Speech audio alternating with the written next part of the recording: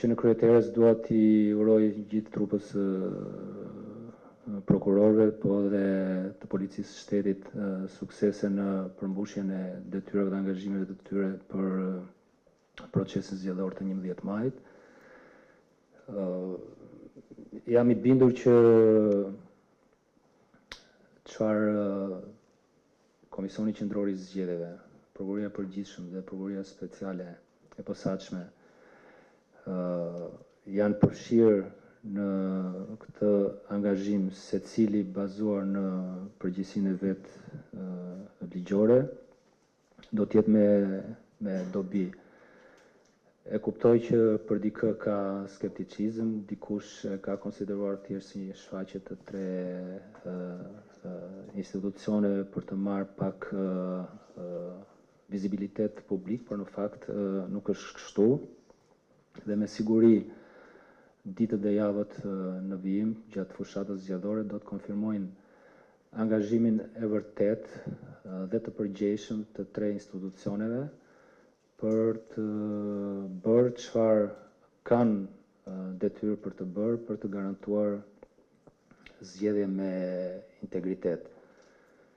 Me këtë rast dua t'ju bëj një thirrje partive politike, organizatave shoqërisë civile, po dhe kujtdo tjetër të cilët janë të interesuar apo kanë vëmendje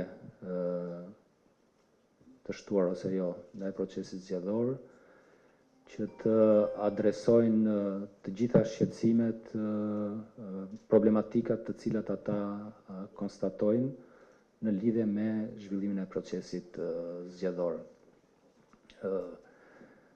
Nëse dikush mendon që prej kësaj kategorie apo këtij grupi mendon që ka diçka që nuk shkon me zgjedhjet, si në aspektin e thyrjes së ligjit penal apo dhe të kodit zgjedhor, është me rëndësi që t'i adresoj në mënyrë të përshtatshme.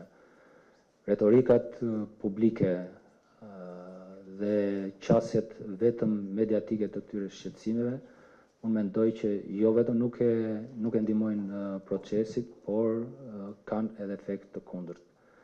Nëse është rasti për të denoncuar një krim zgjedhor, do duhet ta bëjnë ashtu sikurse do duhet të bëhet sipas parashikimeve të kodit procedurës penale dhe të legjislacionit penal në tërësi, ky denoncim. Nuk mundet që t'i kërkohet trupës prokurorëve, të policisë, apo mandej dhe gjyqtarëve që do të angazhohen në këtë proces, që të marrin në vëmendje, të marrin në konsiderat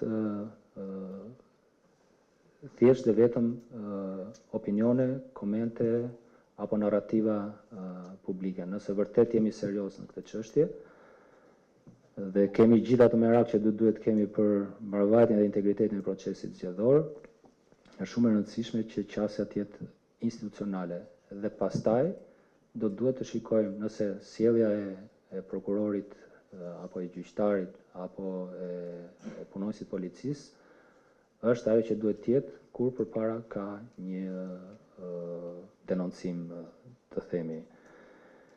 Ndaj ftesa për partitë politike, por edhe për organizata shoqërisë civile, po më shumë për subjektet zgjedhore me qenë se janë të interesuara të drejtë për drejtë për procesin zgjedhor, është për një adresim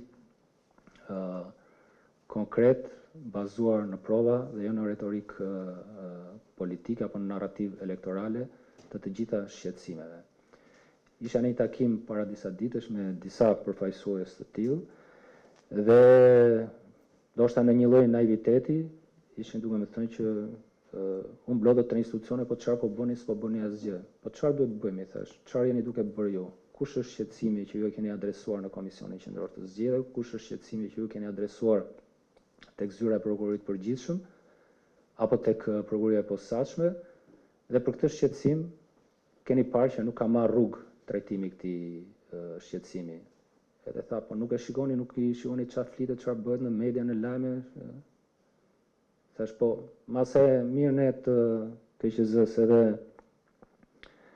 na duhet të shikojmë lajme televizor, por nuk e di, nuk jam shumë i sigurt nëse ata punojnë të policisë apo prokuroria rri para televizorit. Kështu që nëse mendoni që ka çështje të cilat ju shqetësojnë, po ndodhin krime zgjedhore, adresojni ashtu sikurse do duhet të adresohen denoncimet përkatëse.